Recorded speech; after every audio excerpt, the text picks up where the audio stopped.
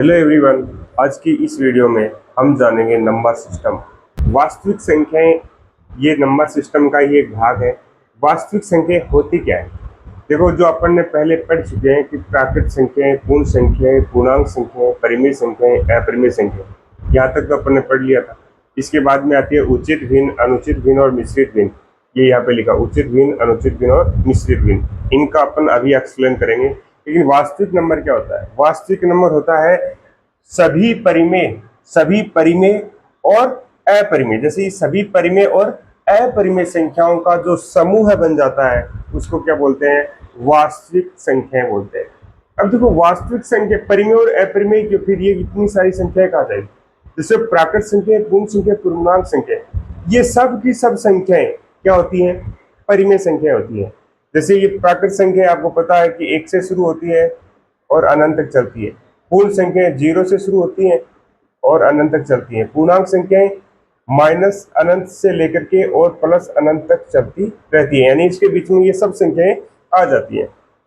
और परिमेय संख्या किसको बोलते हैं? परिमेय संख्या ये प्राकृत, पूर्ण और पूर्णांक सब की सब संख्या क्या कहलाती हैं?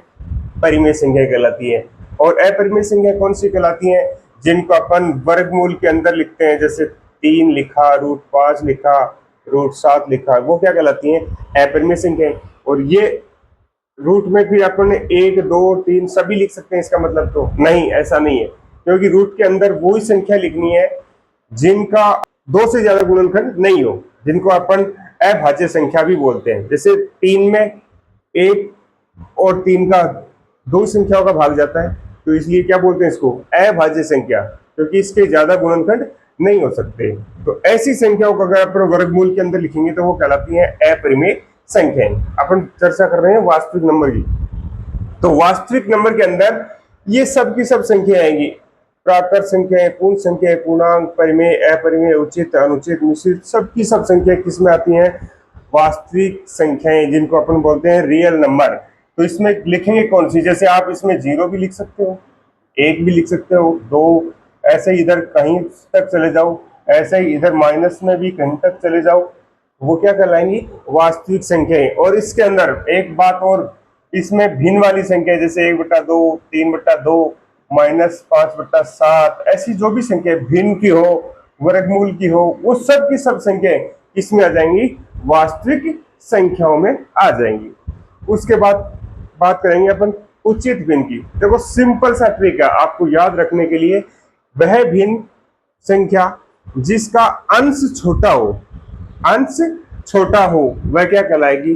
उचित भिन्न कहलाएगी। देखिए, जैसे मैं लिखा 3/7, 3/7, तो देखो ऊपर वाली संख्या क्या कहलाती है? अंश कहलाती है। और नीचे वाली संख्या क्या कहलाती है? हर कहलाती है। तो उचित भिन्न के लिए सिंपल सा तरीका याद रखने का है, अंश ऊपर लिखा जाता है, हर नीचे। जिस संख्या का अंश छोटा हो और हर बड़ा हो, वो क्या कहलाती है? उचित भिन्न कहलाती है। जैसे 1/2, 3/4, 5/7, ऐसी जो भी संख्या है भिन्न के अंदर कितने भी लिखी गए, वो सभी क्या कहलाएंगी? उचित भिन्न कहलाएंगी। अब अनुचित क्या है? अनुचित भिन्न क्या है? इसका उल्टा कर दो, यानी जो उचित है उसका उल्टा कर दो, वो तो क्या हो जाएगा? अनुचित हो जाएगा।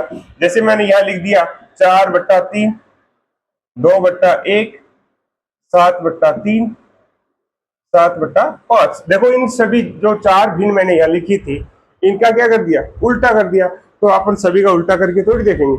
इसको याद करने का तरीका क्या है? इसमें देखो, अंश ऊपर वाली संख्या ना, तो अंश तो हो जाएगा इसमें बड़ा और हर हो जाएगा छोटा। सिर्फ उचित भिन्न याद रखनी है, उसका उल्टा हो जाएगा अनुचित भिन्न। तो अनुचित भिन्न की परिभाषा क्या हो गई? वह भिन्न जिसका अंश तो बड़ा हो और हर क्या हो? छोटा हो। तो वह कौन सी भिन्न कहलाएगी? अनुचित भिन्न संख्याएं कहलाएगी। फिर मिश्रित भिन्न की जरूरत कहां पड़ गई? आपको उचित और अनुचित का पता चल गया। तो मिश्रित क्या होता है? जो अनुचित भिन्न होती है ना, उसको अपन उचित भिन्न बनाने की कोशिश करेंगे। तो जैसे आप 4 है, 4 में 3 का भाग लगाओगे, कितनी बार जाएगा? 1 बार जाएगा। 1 बार जाने के बाद में एक शेष भी तो बचेगा, और नीचे भाग किसका लगा रहे हैं? 3। तो देखो यहाँ पर क्या हो गया? 1 है वो तो क्या है? पूर्ण संख्या हो गई। यानी एक में तो भाग गया, तो एक बार भाग गया ना, तो एक तो क्या हो गई, पूर्ण संख्या हो गई। और 1/3, 1/3 कौन सी भिन्न हो गई, उचित भिन्न हो गई। 1/3 कौन सी भिन्न हो गई, उचित भिन्न हो गई। तो यानी मिश्रित भिन्न है वो क्या कहलाती है, एक कोई भी पूर्ण संख्या और उचित भिन्न का गुणनफल क्या कहलाता है, मिश्रित भिन्न कहलाता है। और मिश्रित भिन्न बनती है अनुचित भिन्न जो भी दे रखी है उनमें भाग लगाने से बन जाती है।